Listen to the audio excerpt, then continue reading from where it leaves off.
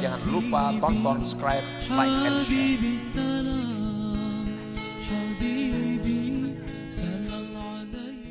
Ini salah satu. Qala. Qultu. Aku bertanya kepada Nabi. Aminal hasanati qawlu la ilaha illallah. Ya Rasul, apakah juga termasuk dalam kebaikan yang membuat ulun dekat dengan surga, jauh dari api neraka, bila ulun mengucap kalimah la ilaha illallah? Qala sallallahu alaihi wasallam, "Na'am." Iya, ini benar sekali. Hiya ahsanul hasanat. Bahkan inilah amalan yang paling baik. Dari amalan-amalan yang baik berataan. Ini yang terbaik. Yaitu kalimah la ilaha illallah. La ilaha illallah. La ilaha illallah. Banyaki membaca kalimah la ilaha illallah. Satu riwayat, seorang hamba Allah ketika berada di Arafah, waktu wukuf di Arafah, dan di tangannya menggenggam 7 biji batu. Lalu ketika itu seorang hamba Allah itu berkata,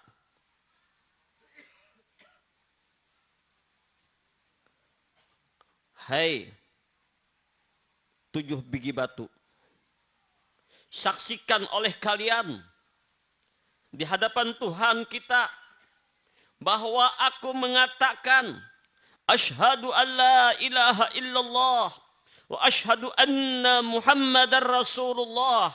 La ilaha illallah Muhammadur Rasulullah. La ilaha illallah Muhammadur Rasulullah. La ilaha illallah Muhammadur Rasulullah."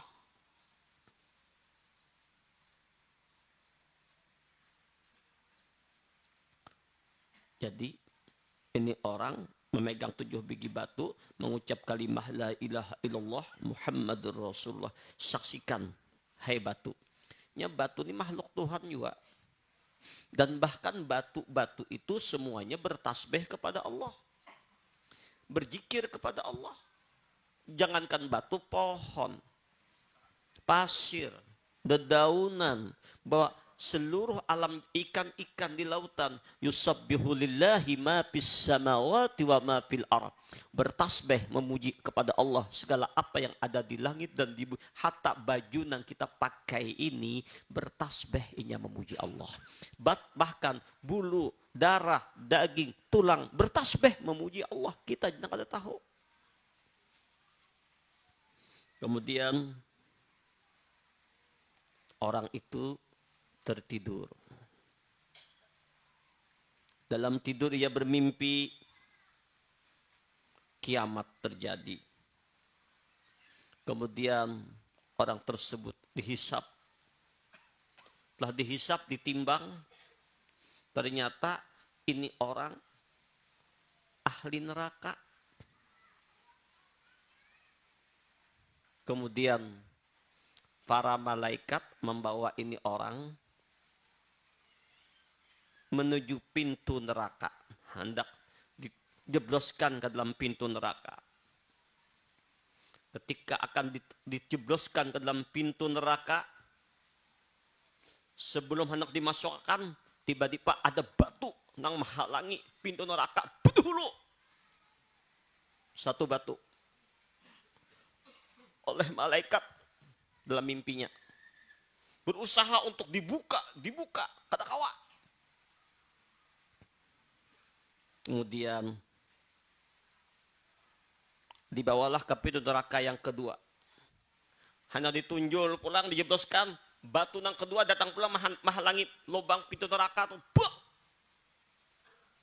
Tertutup pintu neraka. Oleh mereka berusaha untuk dibuka kata kawa juga. Sampai ketiga, sampai keempat, sampai kelima, sampai keenam, sampai ketujuh pintu. Pintu yang ketujuh, hendak ditunjuk juga, datang juga batu yang ketujuh, tertutup.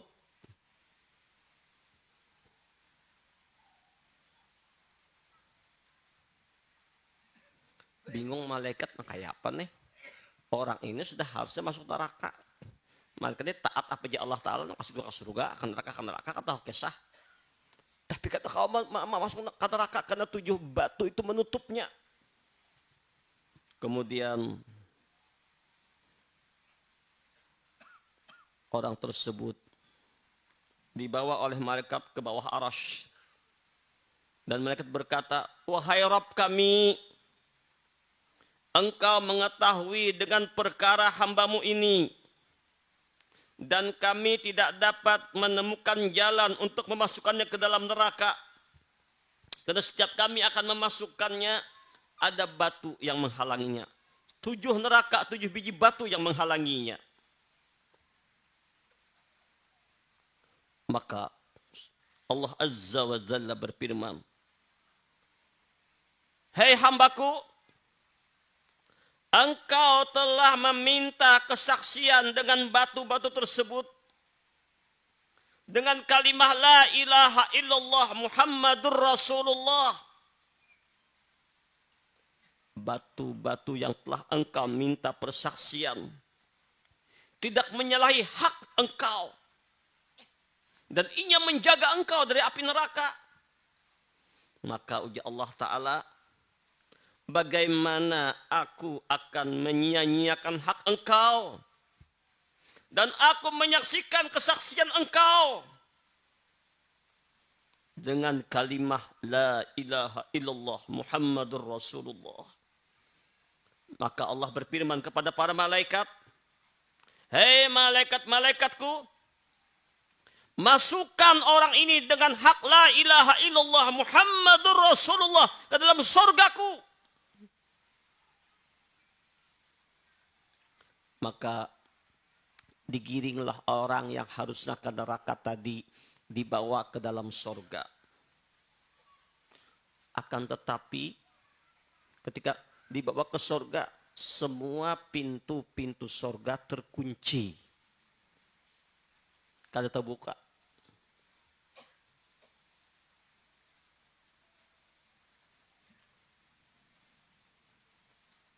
Kemudian ada suara tanpa rupa. Satu kalimat menggema. La ilaha illallah.